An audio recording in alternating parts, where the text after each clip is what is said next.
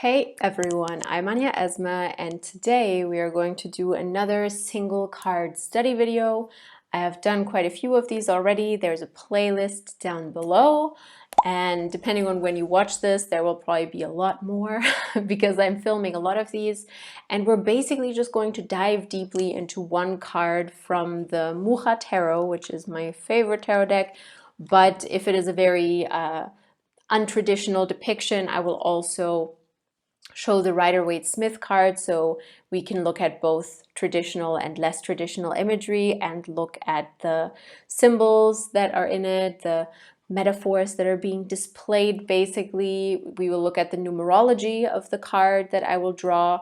We're going to look at how it fits in with the elements, the elemental energies of the card, and all of that good stuff. So just to be clear, this is not a general reading. I'm not interpreting the card in the sense that it has a message for you. Obviously, if you came to this video because you drew this card and want to hear what I have to say about it, cool.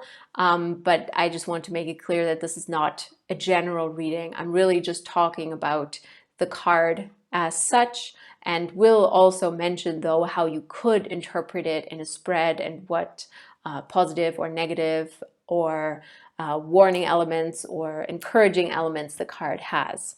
So I'm going to draw a card now randomly and we will see. I hope it's one I like because I'm very tired, I have to say. This is the third video I'm filming today. It's the last one. I am hungry, but I want to get it done.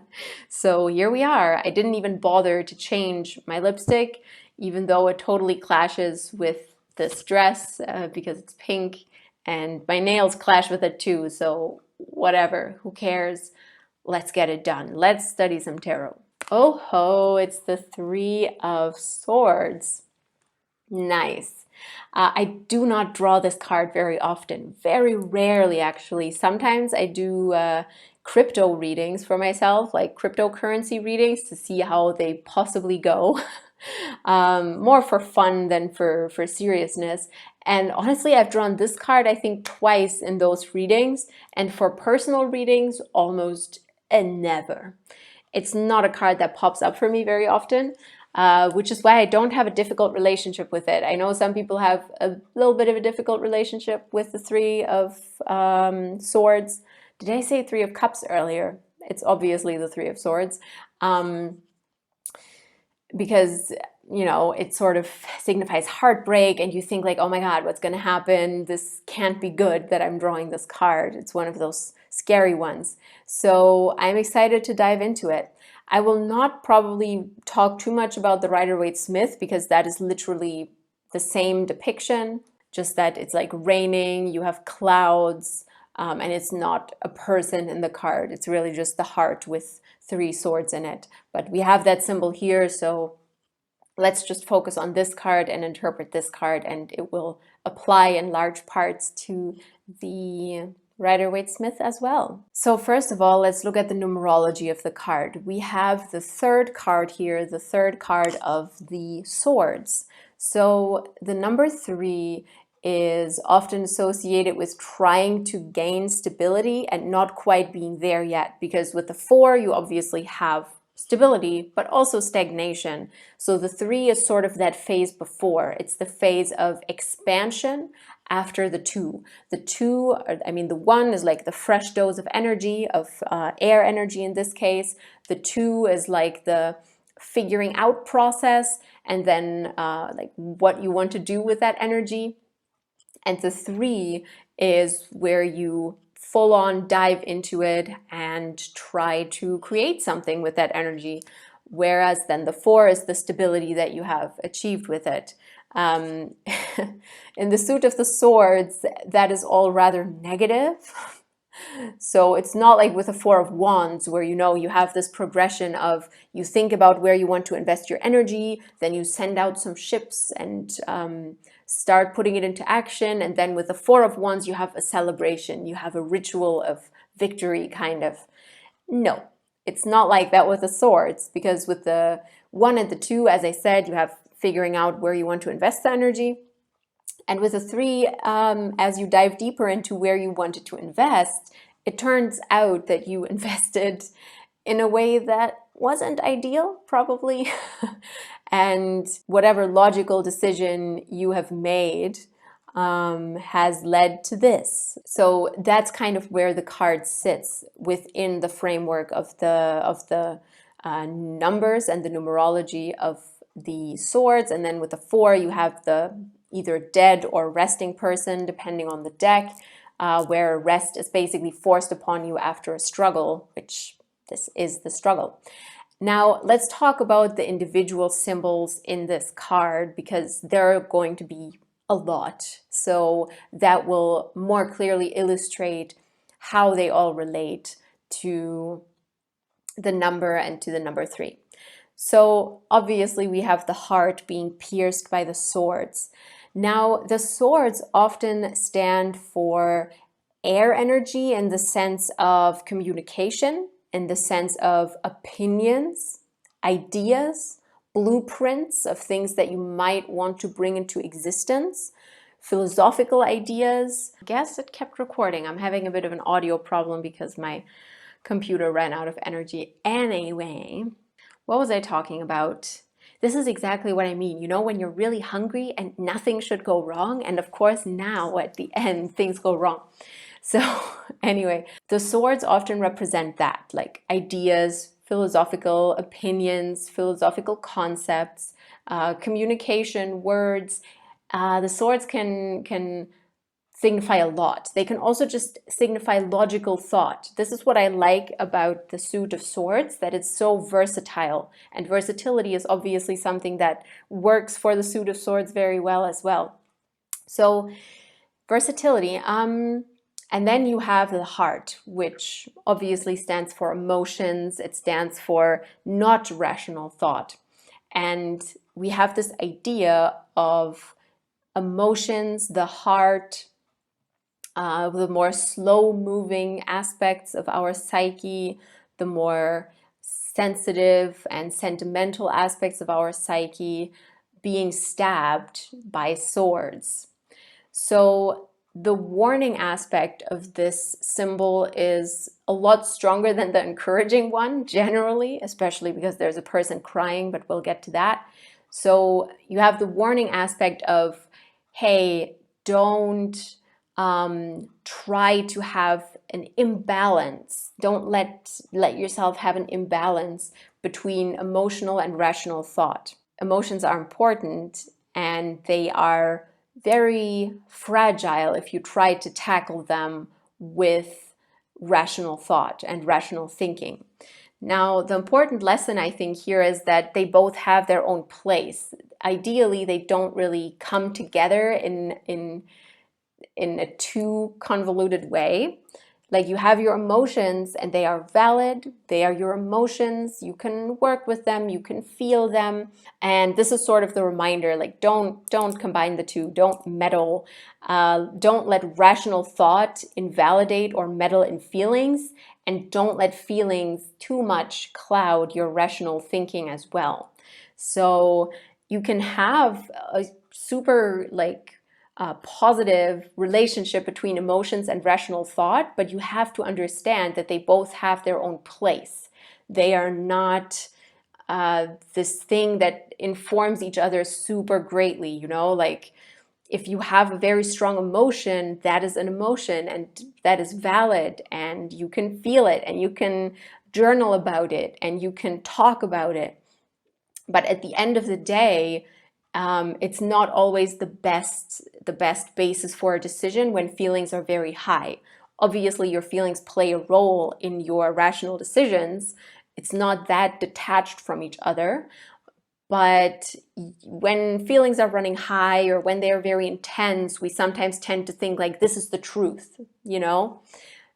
Because I think both of these approaches have this idea of, oh, this is the truth now. Like, you know, when you have moments where you're completely sober and logical and you make a decision and you're like, that's the truth. This is the ultimate rational truth.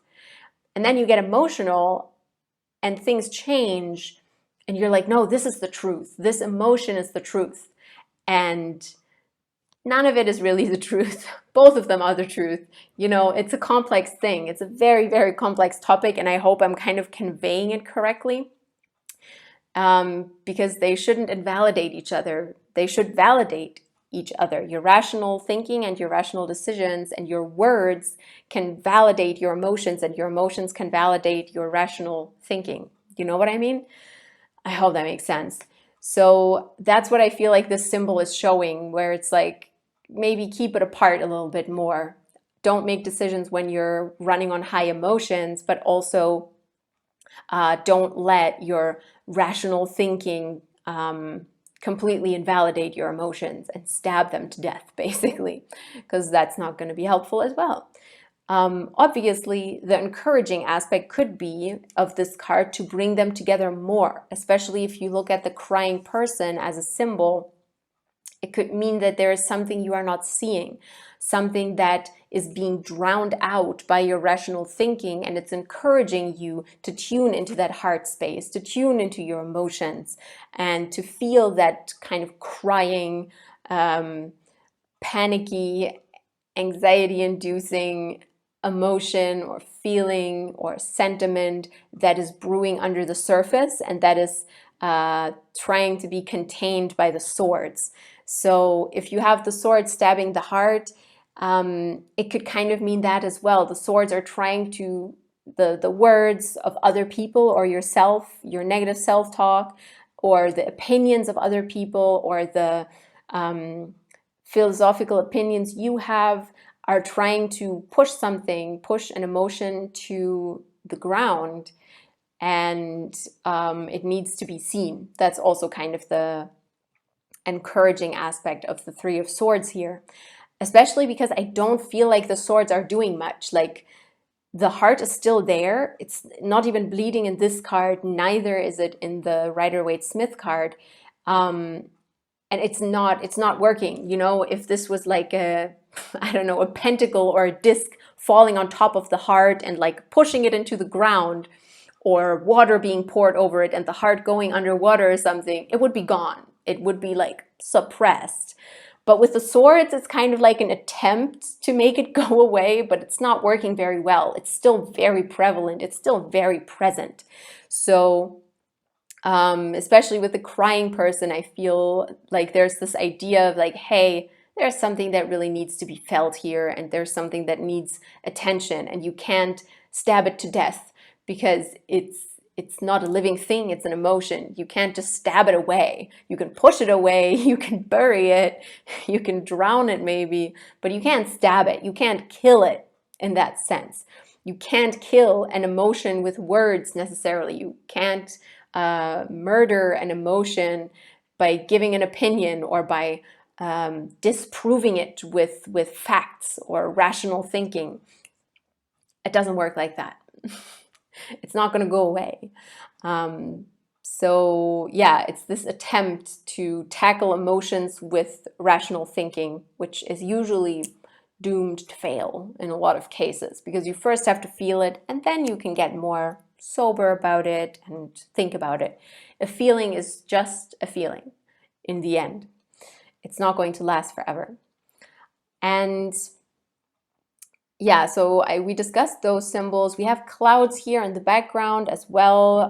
No rain, though it sort of looks like it might as well be raining, like in the Rider-Waite-Smith card. Obviously, another representation of overwhelming emotions. Like, you can't escape rain. You can escape a cup full of water. You can escape the ocean by not going into it even, but you can't escape the rain. It surrounds you, it envelops you. So it's really this intense battle. Battle is not the right word, but this intense conflict between water energy and air energy. And that brings us to the elemental aspects of this card, because yes, we have water energy represented by the tears and the rain in the Rider-Waite-Smith deck, and also the heart probably, though that is not directly water related. And you have the swords, which are air. So we have air and water coming together. So you have this conflict between those two elements. And I think that is really where the depth of this card lies. It's calling you to reflect on the relation between water and air energy within yourself. How are you handling your emotions? And how are they related to the more airy aspects of concepts, ideas, philosophies, words, how you communicate with people? And that also opens a whole other thing, because with air energy, you have communication, you have words, and you have the idea of sharing your emotions instead of murdering them with swords or with words or whatever you think the swords stand for. So because the swords have so many meanings, I would say if you go to an elemental level with this card, it opens new doors, because you can more easily identify probably where air energy plays a role in your life right now, where water energy plays a role, and then you can work with that. Or obviously, if you're a very reflected person, you can also think like, how am I murdering my emotions right now? How am I trying to push them away? Am I doing it with words? Am I doing it by telling myself something negative, telling myself a negative story? Am I listening to the words of other people? Or do the swords maybe signify the opinions of other people, or my own opinions, my own limiting beliefs? Because the swords can also be beliefs about something, rational beliefs, but still beliefs.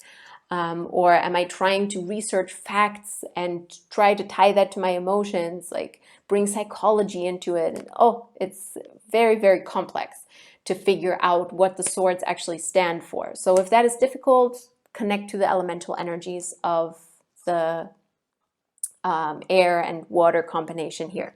I think that's about all I have to say about this card. I hope you enjoyed this. Watch my other single card tarot study deep dive episodes.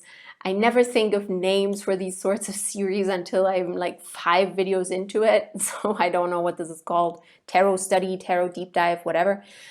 Single card study, I don't know. You know what you're getting. Just a bunch of rambling about a single tarot card. So hopefully you enjoyed it. If you feel like dwelling in my domain a little longer, subscribe, look at my other videos. I will link some cool videos below of mine. I'm also going to link my Instagram. Feel free to follow me there if you feel like it. And yeah, I would love to hear from you what the Three of Swords signifies for you, because for me, I don't draw it often, so I don't have this personal relationship with it. Let me know, and yeah, I look forward to hearing from you in the comments. See you soon.